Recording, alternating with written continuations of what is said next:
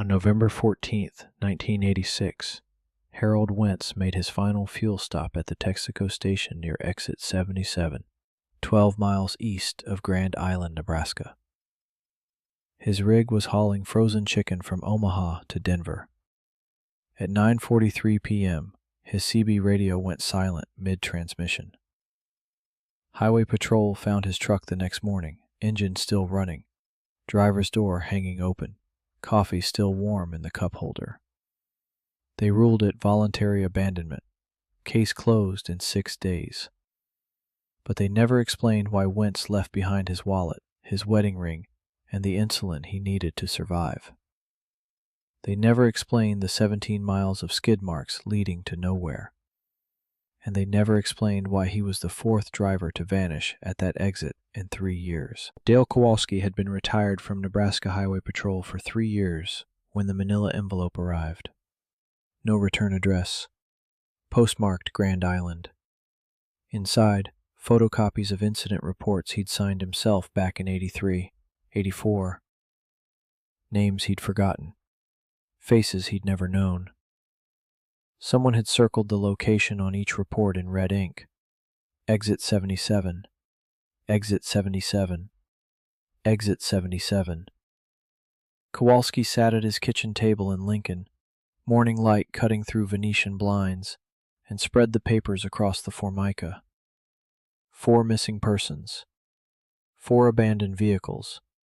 4 cases closed without resolution. His signature on every one. Who sent this? The envelope offered no answer, only a handwritten note on a gas station receipt. You stopped looking. I didn't. Kowalski drove west on Interstate 80 the following Tuesday. 200 miles of flat nothing. The horizon line so straight it looked drawn with a ruler. He'd made this drive 1,000 times in uniform. Never thought much about it. The prairie had a way of emptying your head. Mile markers ticked past, rest stops, billboards for motels and steakhouses. The enormous sky pressed down like a weight. He'd pulled the original case files before leaving Lincoln, called in a favor from a clerk who still owed him. The files were thin, too thin. Witness statements that went nowhere, follow-up interviews that never happened. His own notes, brief and dismissive. Subject likely abandoned vehicle voluntarily. No evidence of foul play. He'd written that 4 times. 4 different drivers. Same conclusion. What the hell was I thinking? Exit 77 services sat alone on the south side of the interstate. Texaco pumps with analog dials. A diner called Marge's with chrome stools visible through plate glass. A motor lodge with 12 rooms, vacancy sign perpetually lit. The whole complex looked frozen in 1965, preserved by isolation and indifference. Kowalski pulled into the lot and killed the engine. A bell chimed somewhere inside the station as a teenager in a Texaco cap emerged to check the pumps. Fill her up? Just looking for the owner. Fella named Griggs. Mr. Griggs don't come around much anymore. Got an office in Grand Island. Who runs things here? Mostly just us. Me and the diner staff. The kid couldn't have been more than 17. Acne scars and a nervous way of not meeting eyes. The diner smelled like burned coffee and bacon grease, decades of it soaked into the walls. A waitress in her 50s worked the counter, refilling cups without being asked. 3 truckers hunched over plates, a family with restless children in a corner booth. Kowalski took a stool and ordered coffee. Passing through. Used to work this stretch. Highway Patrol. Her hand paused over the coffee pot. Just for a second. That's so. Looking into some old cases. Drivers who went missing. Drivers go missing all the time. Big country. 4 of them stopped here, right before they disappeared. Lot of people stop here. Only gas for 40 miles either direction. She moved down the counter to refill another cup. The truckers had stopped talking. Kowalski spread the photocopied reports on the counter. 4 names, 4 faces. Harold Wentz. Before him, a woman named Patricia Dunn, a pharmaceutical rep from Kansas City. Before her, 2 independent truckers, brothers named Esposito. You recognize any of these people? The waitress glanced at the papers. Her jaw tightened. I see 100 faces a day. These 4 never made it to where they were going. Not my business where people go after they leave. Ma'am, I'm not accusing anyone of anything. I'm just trying to understand what happened. Then you're about 3 years too late. She took the coffee pot and disappeared into the kitchen. The truckers paid their checks and left without looking at him. The motor lodge office was empty. A bell on the counter. A rack of room keys, most of them hanging. Kowalski rang the bell 3 times before a door in back opened. The man who emerged was maybe 60, thin as a fence post, wearing a cardigan despite the heat. Help you? Looking for a room and some information. Got plenty of rooms. Information costs more. I'm retired highway patrol. Looking into some old cases. What kind of cases? Missing persons. The clerk's eyes went to the window, scanning the parking lot like he expected someone. Room 12. End of the row. $32 a night. I didn't say I was staying. You will be.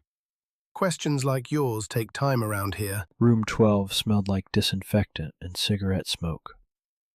Kowalski set his bag on the bed and spread the case files across the dresser. 4 victims. The first disappearance was August 1983. Tony Esposito, age 41, driving a load of auto parts from Chicago. His brother Frank, age 38, riding shotgun. Their rig was found at exit 77. Doors open, engine running. No sign of struggle. No sign of the brothers. Kowalski remembered the case now. He'd been the responding officer, stood in this same parking lot taking notes. The wives had called from Chicago, frantic. He'd told them what he always told people. We're doing everything we can. He'd done almost nothing. Tony and Frank Esposito. What did you see that I missed? The sun set fast on the prairie, orange bleeding into purple, into black. Kowalski walked the perimeter of the Exit 77 complex, noting what he'd overlooked 3 years ago.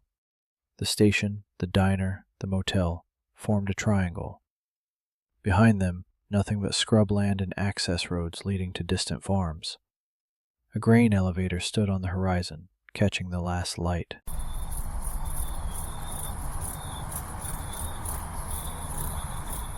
He found a service road behind the motel. Gravel, poorly maintained, heading south into darkness.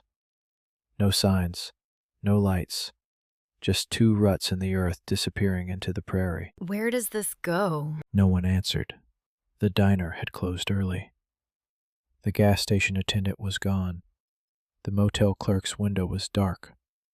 Kowalski stood alone at the edge of the road, watching the stars emerge one by one above the endless flat. At 2 a.m, Kowalski heard an engine. He went to the window and watched a pickup truck pull into the lot without headlights. 2 figures emerged, spoke briefly with someone from the motel office, then drove around back toward the service road. No lights. No sound except the crunch of gravel. Kowalski dressed quickly and stepped outside. The night was cold, the sky thick with stars. He walked to where the truck had been. Fresh tire tracks in the dust. Oil spots still wet. The motel clerk's light was on now, blinds drawn tight. What are you moving in the middle of the night that needs no headlights? He followed the service road on foot for a quarter mile before turning back. Somewhere in the darkness, the prairie swallowed whatever secrets these people were keeping. Morning brought fog, unusual for the prairie. Kowalski ate breakfast at Marge's, watching the mist roll across the highway. A different waitress today, younger, with tired eyes and a name tag that read Deb. You're the one asking about the missing people. Word travels fast. Small place. Not much else to talk about. You work here long? 4 years. Since I dropped out of nursing school. You remember any of the drivers who disappeared? She refilled his coffee, hand trembling slightly. I remember Patricia Dunn. She sat right where you're sitting. Nice lady. Showed me pictures of her kids. What else do you remember? I remember she was scared. Said someone had been following her since Kansas City. Patricia Dunn had been a pharmaceutical sales representative. 44 years old, divorced, 2 teenage daughters in Kansas City. She'd been driving to a conference in Denver when she stopped at exit 77. Her car was found the next morning, purse on the seat, keys in the ignition. She told you someone was following her. Did you report that? I told the police when they came around. It's not in the file. Then they didn't write it down. Kowalski felt the familiar heat of anger he thought he'd left behind with the badge. Did she say what kind of car? Description of the driver? A van, dark color. She said it had been behind her for 100 miles. She thought she was being paranoid. What happened after she left the diner? I don't know. My shift ended. I went home. Kowalski drove into Grand Island to find the owner of Exit 77 Services. Leonard Griggs operated out of a strip mall office between a tax preparer and a chiropractor. The sign on the door said Griggs Holdings, LLC. Inside, a secretary with a bouffant hairdo sat behind a typewriter. Do you have an appointment? No, ma'am. Tell Mr. Griggs it's about exit 77. She made a call, spoke quietly, hung up. He'll see you in 10 minutes. Kowalski sat in a plastic chair and studied the framed photos on the wall. Griggs shaking hands with politicians. Griggs at ribbon cuttings. Griggs receiving awards from the Chamber of Commerce. A pillar of the community. The kind of man who knew everyone and owed favors to half of them. Leonard Griggs was smaller than his photos suggested. 5'6", maybe 150, with the soft hands of a man who'd never worked a day outdoors. He gestured Kowalski into a chair and leaned back behind his desk. Marianne says you're asking about exit 77. You a reporter? Retired highway patrol. I worked those missing persons cases back in 83, 84. Ancient history. What's your interest now? Someone sent me the files. Reminded me I never finished the job. Griggs smiled without warmth. Those cases were closed. No evidence of foul play. 4 people disappeared within 3 years at the same location. You don't find that strange? I find it unfortunate, bad for business. But strange? People vanish on the interstate all the time. It's a long road to nowhere. Kowalski leaned forward. Mr. Griggs, I saw a truck pull into your lot last night. No headlights. 2 in the morning. Drove around back to that service road. For just a moment, something flickered behind Griggs's eyes. Then the mask returned. Suppliers. We get deliveries at odd hours. Trucking schedules don't respect business hours. What are you supplying to a gas station at 2 a.m. that needs no headlights? I don't monitor every delivery personally. You'd have to ask my staff. Your staff doesn't seem to want to talk to me. Can't imagine why. You come around asking about people who disappeared years ago, making everyone uncomfortable. This is a small community. People don't like outsiders digging up old graves. Interesting choice of words. It's an expression. Back at exit 77, Kowalski found the gas station attendant smoking behind the building. The kid looked up with the resigned expression of someone who'd been expecting this conversation. What's your name, son? Billy. Billy Novak. Billy, I need you to tell me about the trucks that come through here at night. I don't know anything about that. You work the evening shift. You must see something. Billy dropped his cigarette and ground it out with his heel. Look, mister, I pump gas. I check oil. I don't ask questions about what Mr. Griggs does with his property. Are you scared of him? I'm not scared of anyone. I just need this job. My mom's sick. We got bills. I understand. But 4 people are missing. Then maybe they should have kept driving. Kowalski spent the afternoon reviewing his notes. The pattern was clear now. Each victim had stopped at exit 77 in the evening. Each had vanished overnight. Each vehicle was found with personal effects intact, no signs of struggle, no witnesses to anything unusual. The official conclusion was always the same: voluntary disappearance. But 4 people don't walk away from their lives in the same place without reason. He pulled out his map of Nebraska and marked the surrounding area. The service road behind the motel headed south toward a cluster of farms. One name appeared on the property records: Griggs Holdings, LLC. Leonard Griggs owned 2,000 acres of prairie. Gas station, diner, motel, and all the land behind them. What's on those 2,000 acres, Mr. Griggs? What are you hiding? That evening, Deb, the waitress, found Kowalski in the diner parking lot. I shouldn't be talking to you. Then why are you? Because Patricia Dunn showed me pictures of her daughters. She was so proud of them, and nobody ever found out what happened to her. The sun was setting again, painting the sky in shades of fire. There's a man who works the overnight at the motel, name's Earl Sutter. He's been here longer than anyone. He knows things. Will he talk to me? Not if you ask him directly. But he drinks at a bar in Doniphan on his nights off. Wednesday nights. That's tomorrow. Thank you. Don't thank me. Just find out what happened to that woman. Her girls deserve to know. Doniphan was a town of 800 people, 15 miles south of Exit 77. The bar was called The Office and looked like it hadn't been renovated since Eisenhower. Kowalski found Earl Sutter at the end of the bar, nursing a Budweiser and watching the Cornhuskers on a grainy television. Mind if I sit? Free country. Earl Sutter was maybe 65, with the weathered face of a man who'd spent his life outdoors before ending up behind a motel desk. His hands were calloused, his eyes sharp despite the beer. I'm Dale Kowalski, retired highway patrol. I know who you are. Whole county knows by now. Then you know what I'm asking about. I know you're asking questions that are going to get you hurt if you keep asking them. Kowalski ordered 2 more beers and set one in front of Earl. I've been hurt before. Part of the job. This isn't your job anymore. You're retired. Some things don't retire. Earl stared at the television without seeing it. I've worked that motel for 11 years. I've seen things. What kind of things? Trucks that come and go at night. People who check in and don't check out. Guests who ask too many questions and then stop asking. The 4 missing persons. I don't know anything about that. You just said you've seen things. Seeing and knowing are different. I see trucks. I don't know what's in them. I see people leave. I don't know where they go. But you have suspicions. Suspicions don't mean anything without proof. Kowalski waited. Earl finished his beer, ordered another. The Esposito brothers. You remember them? First case, I worked at Exit 77. They weren't just passing through. They were meeting someone. I saw them in the diner with a man I didn't recognize. Big guy, expensive coat, not a local. This wasn't in any of the reports. Nobody asked me back then. Your people talk to the day staff. I work nights. Who is the man they were meeting? I don't know his name, but I saw him again, couple months later, driving one of those trucks that come through at night. You're saying the Esposito brothers were involved in whatever's happening at Exit 77? I'm saying they knew something. And knowing things at Exit 77 is dangerous. Kowalski drove back to Exit 77 after midnight. The complex was quiet, the diner dark, the gas station closed. Only the motel office showed light. He parked and walked the perimeter again, this time with purpose.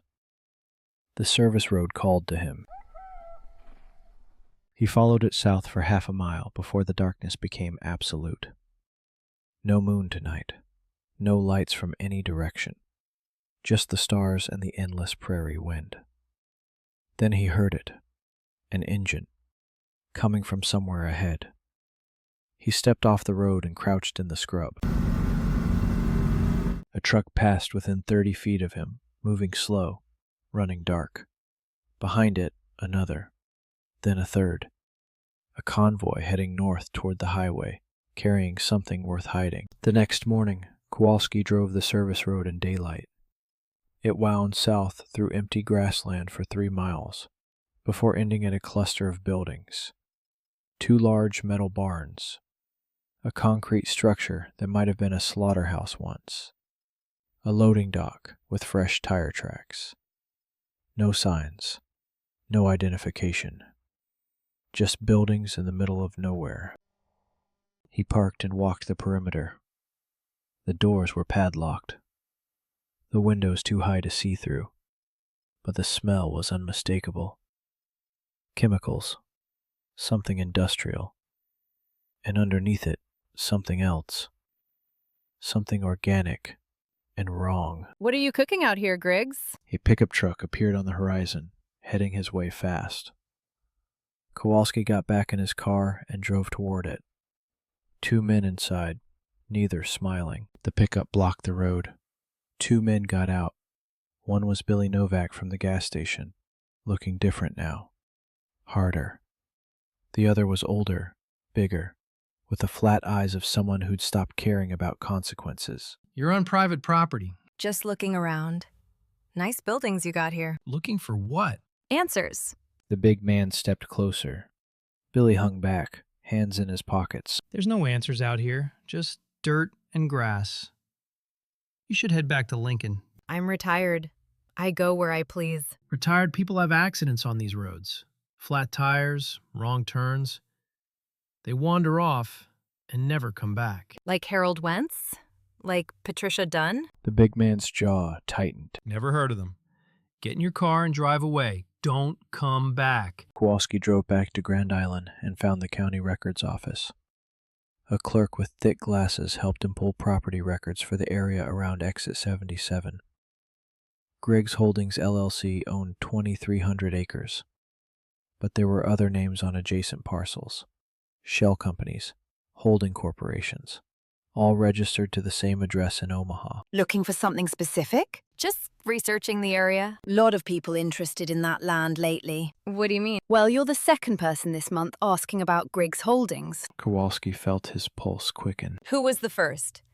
A woman. Said she was from some government agency. Agriculture, I think. She was real interested in what they were growing out there. Did she leave a name? Left a card somewhere. Here it is. Ruth Pelletier, Department of Agriculture. Ruth Pelletier wasn't with the Department of Agriculture. Kowalski made some calls and learned she was DEA, working out of the Omaha field office. It took 3 tries to reach her. Mr. Kowalski, I've been expecting your call. You have? When I heard a retired highway patrol officer was poking around Exit 77, I figured it was only a matter of time. We should meet. They met at a rest stop 30 miles west of Grand Island.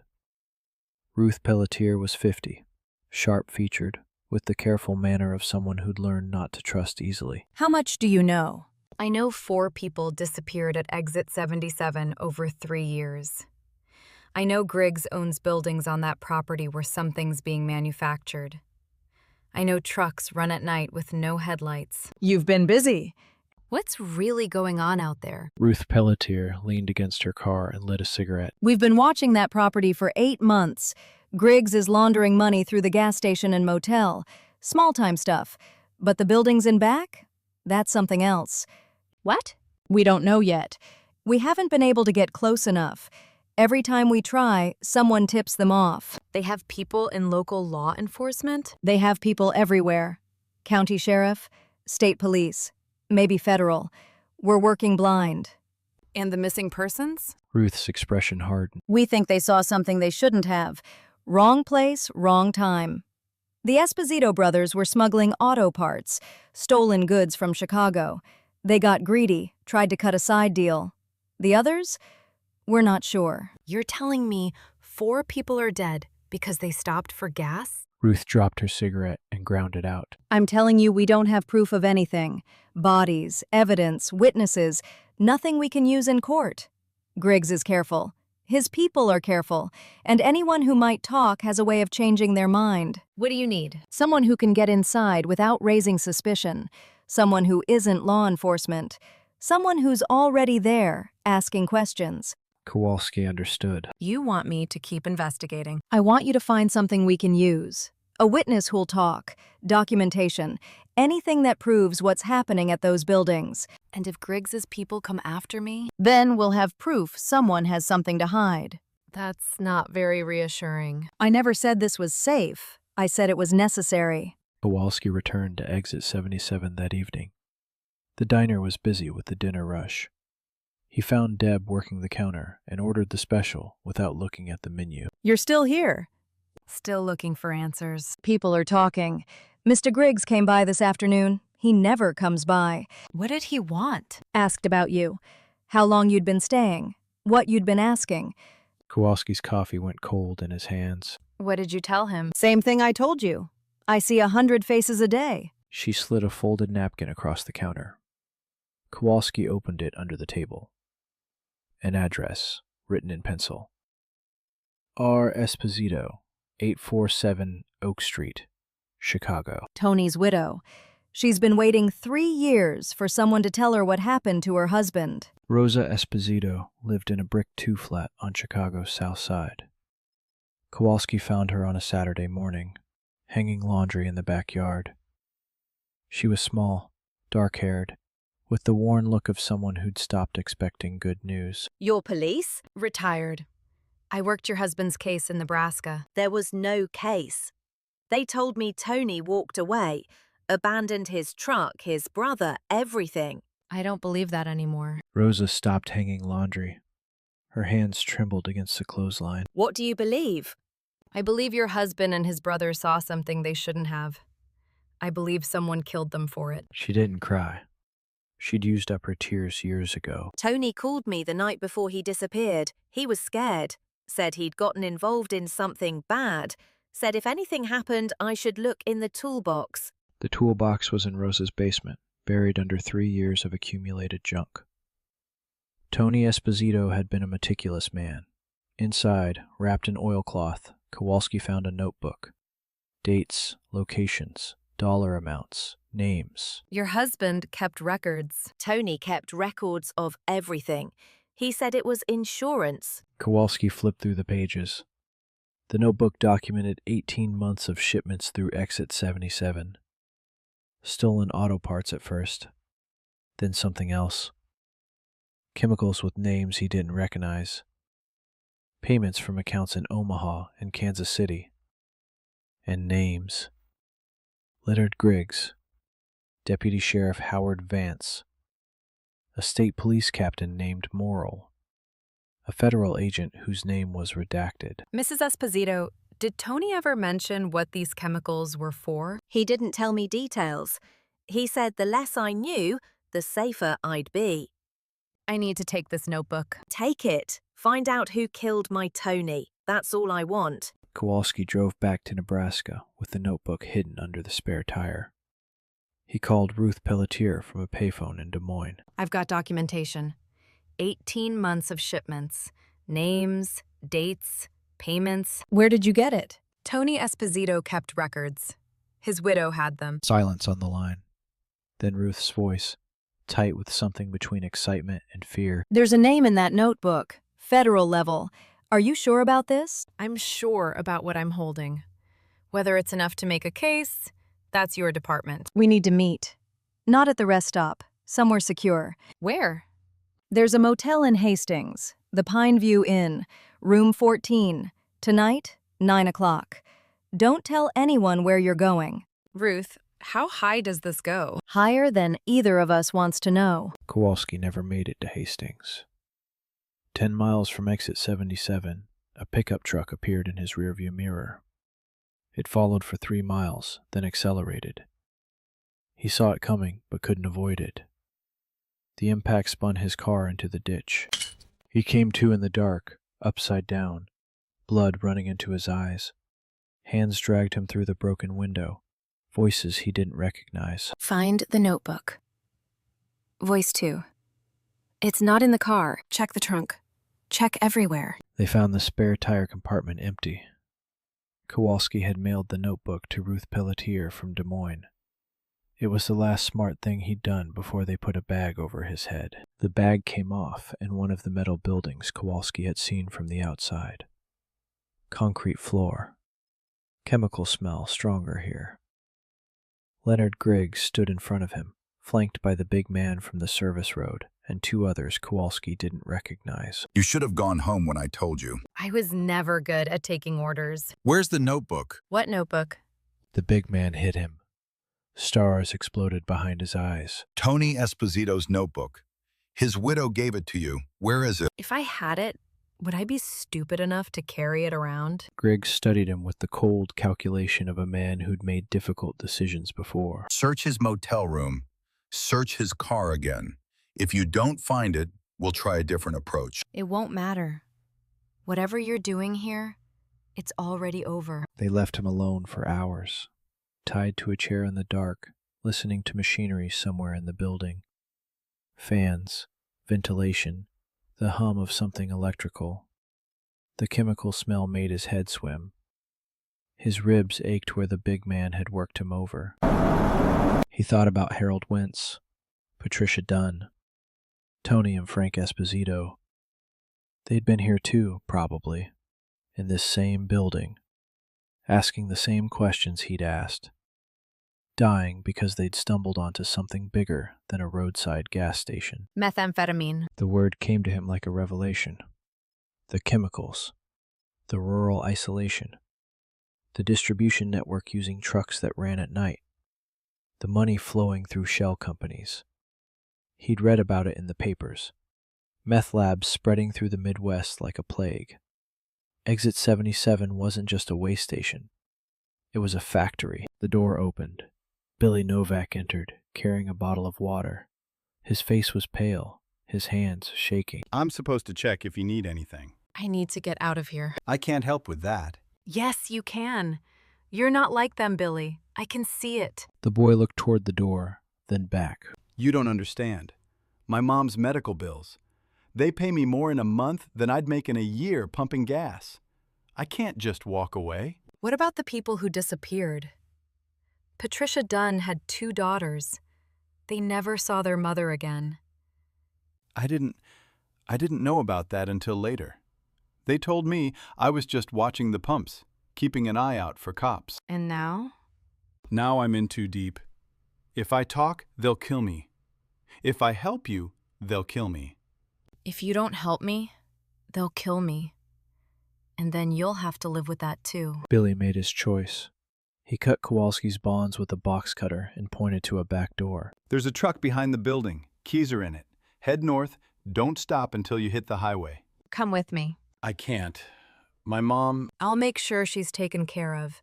The DEA has resources. The boy hesitated. In the distance, voices. Griggs's men returning. Go, now, before they see you. Kowalski ran. His ribs screamed with every step. The night air hit him like cold water. He found the truck, started it, and drove without headlights across the prairie. Behind him, shouts. A gunshot. Then nothing but darkness and the pounding of his heart. Kowalski reached the Pine View Inn in Hastings at midnight. Ruth Pelletier was waiting with 2 other agents. We got the notebook. It's everything we need. I can tell you more. The buildings are a meth lab, industrial scale. Griggs has law enforcement on his payroll, county, state, maybe federal. The missing persons saw something they shouldn't have. He killed them. We're moving tonight. State police are compromised, so we're going in with federal marshals only. There's a kid there, Billy Novak. He helped me escape. He's not part of this. We'll do what we can. Kowalski watched the agents gear up. Bulletproof vests, automatic weapons. It had taken 3 years and 4 dead people, but Exit 77 was finally going to answer for what it had done. I'm coming with you. You're a civilian. I was the one who didn't look hard enough the first time. I need to see this through. The raid happened at 4 a.m.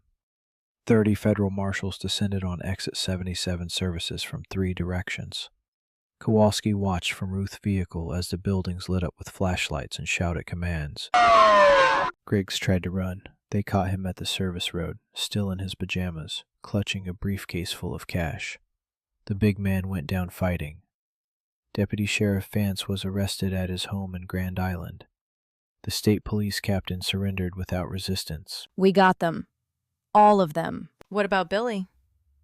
They found him in one of the buildings. He's alive. Kowalski let out a breath he didn't know he'd been holding. Inside the metal barns, agents were documenting everything. The lab equipment, the chemicals, the shipping records that proved Exit 77 had been pumping methamphetamine across the Midwest for nearly 4 years. And the bodies? We're still looking. They found them 3 days later. 4 sets of remains, buried in the prairie 2 miles south of the buildings.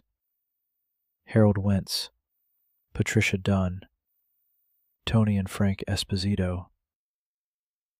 Kowalski stood at the edge of the excavation site as forensic teams worked in the November cold. Leonard Griggs would spend the rest of his life in federal prison. So would Deputy Sheriff Vance and the others. The federal agent whose name had been redacted in Tony's notebook turned out to be a DEA supervisor in Omaha. He shot himself before they could arrest him. The families are being notified. They finally have answers. Not answers. Just an ending. Kowalski drove back to Lincoln that afternoon. The manila envelope was still on his kitchen table where he'd left it. Someone had wanted him to find the truth. He never learned who. Maybe it was Deb. Maybe Earl. Maybe someone else whose conscience finally caught up with them. It didn't matter. Exit 77 services was closed now. The gas pump silent. The diner dark. The motel empty. Just another abandoned building on the long road to nowhere. But at least the dead had been found, and the ones who killed them had been named. That's something.